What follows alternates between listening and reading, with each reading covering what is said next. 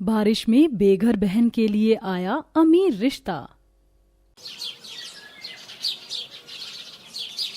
अरे नहीं, कितनी जोरों से बारिश हो रही है। पता नहीं घर में पूजा सब कुछ कैसे संभाल रही होगी। आनंदी को अपनी छोटी बहन की चिंता हो रही थी, जिसकी वजह से वो बारिश की परवाह किए बिना ही भीगती हुई काम से अपने घर आ गई। और घर आकर उसने देखा, भाई आज तो जल्दी आ गया। अरे दीदी, तुम आ गई? हाँ, आज कॉलेज में कुछ खास काम नहीं था, इसीलिए मैं और गौतम कुछ देर के लिए यहीं आ गए। अरे नहीं, तेरा दोस्त भी यहाँ है। तू तो जानता है कि बारिश में हमारे घर का क्या हाल होता है, तब भी तू अपने दोस्त को यहाँ ले आया। अरे नहीं नहीं, कोई बात नहीं है। सौरभ तो मेरा बहुत अच्छा दोस्त है, और भले ये घर टपक रहा है लेकिन मुझे इससे कोई दिक्कत नहीं है। वैसे आपको ऐसे बारिश में भीगना नहीं चाहिए था, आपकी तबीयत खराब हो सकती है। इन्हें मेरी इतनी चिंता क्यों हो रही है? आनंदी दीदी, अब तुम आ गई हो तो कुछ खाने को दे दो। ठीक है, देती हूँ। सौरभ का दोस्त भी आनंदी के ही घर पर था। आनंदी ने उन दोनों के लिए ही चूल्हे पर खाना बनाया। हालांकि उनका घर बारिश में टपक रहा था, लेकिन आनंदी को अब इस सब की आदत हो चुकी थी।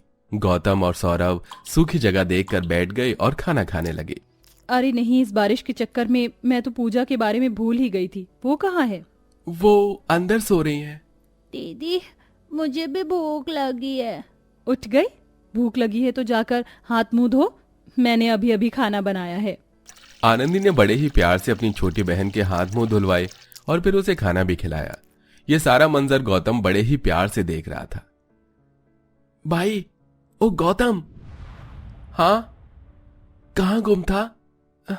कुछ नहीं, बारिश रुक गई है। अब क्या हम वहां चलें जहां तू बोल रहा था? हाँ ठीक है।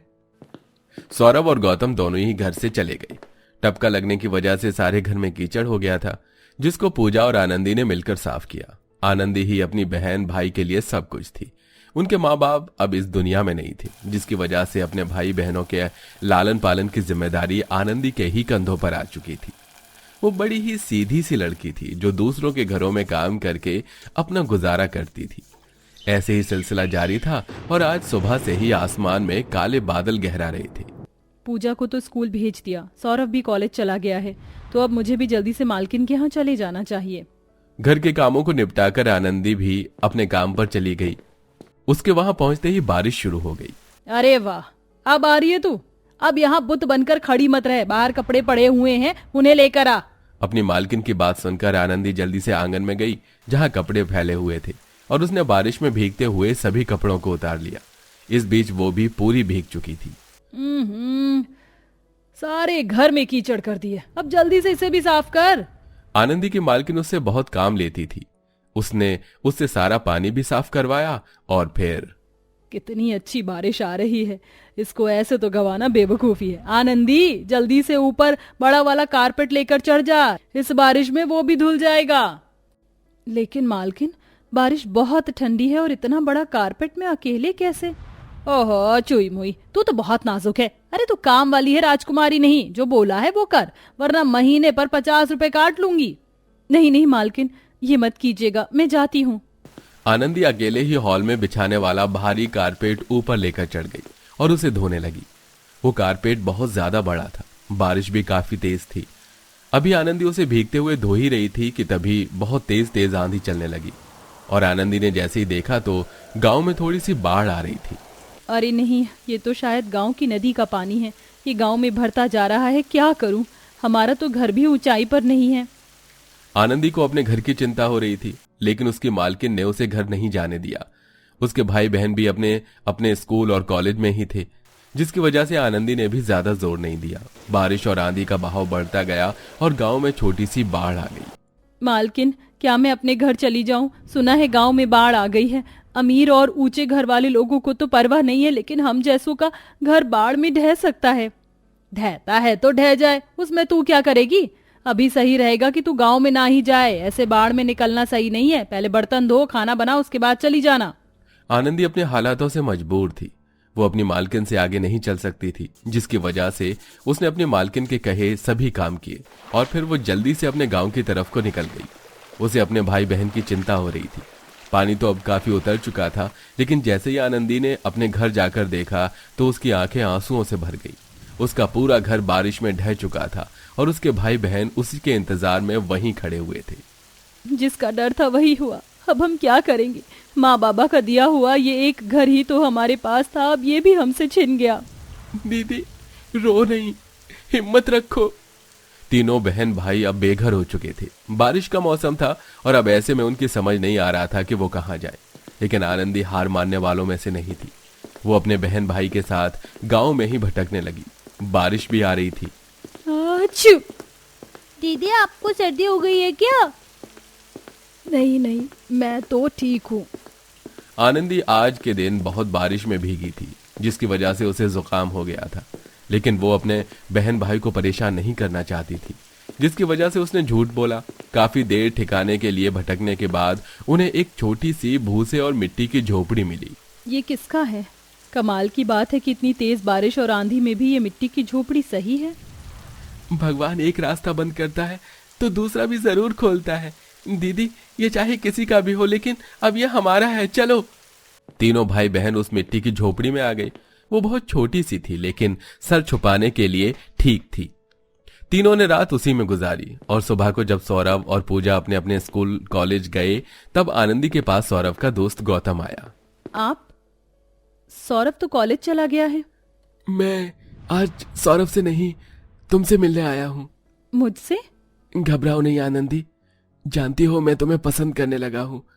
पता नहीं कब हुआ, लेकिन मैं तुमसे शादी करना चाहता हूँ। बोलो, क्या तुम मुझसे शादी करोगी? क्या? मैं? और तुमसे शादी? नहीं, ये नहीं हो सकता। क्यों नहीं हो सकता? नहीं हो सकता क्योंकि हम दोनों के बीच में एक बड़ी दीवार खड़ी हुई है, और वो है अमीरी और गरीबी की दीवार।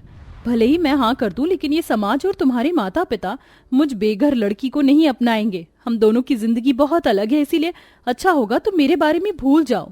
पर मुझे काम पर जाना है, वरना मेरे घर में चूल्हा नहीं जलेगा। आनंदी ऐसे बोलकर चली गई। गौतम उदास वहां से लौट आया, लेकिन इतना ही नहीं, उनकी बातों को सौरभ ने भी सुन लिया था। वो कॉलेज के किसी काम से घर आ रहा था और वो भी ये सब देखकर बहुत दुखी हुआ। आनंदी को लग रहा था कि सब खत्म हो चुका है, लेकिन ऐसा नहीं हुआ। गौतम ने घर जाकर आनंदी के बारे में अपने माता पिता को बताया। वो बेहद अमीर थे और गौतम उनका इकलौता बेटा था। दोनों माता पिता अमीरी गरीबी को भूलकर आनंदी को देखने आए। अरे गौतम, तूने पहले क्यों नहीं बताया? ये तो तेरे दोस्त की ही बहन है।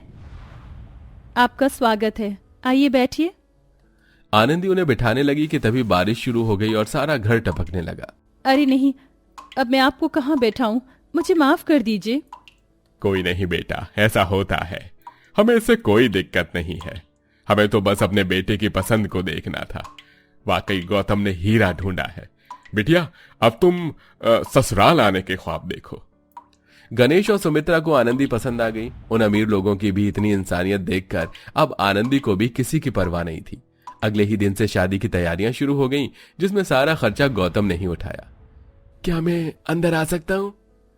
गौतम जी, आप यहाँ क्या कर रहे हैं? आप तो जानते हैं ना कि शादी के पहले।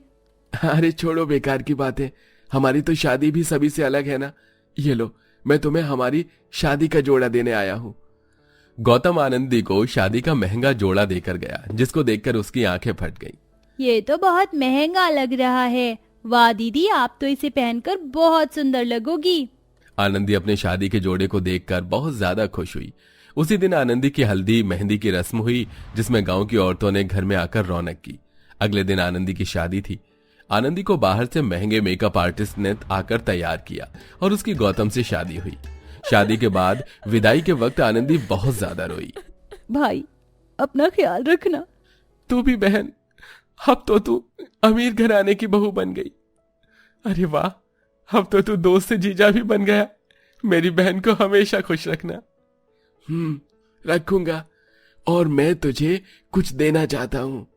गौतम ने सौरभ को एक घर की चाबी दी और साथ ही उसे अपनी कंपनी में मैनेजर की पोस्ट पर भी रख लिया। ये सब क्या? वेल डन, अब से बस हम दोस्त और जीजा ही नहीं, बिजनेस पार्टनर भी होंगे, और ये मेरी कंपनी के मैनेजर के लिए एक तोहफा है।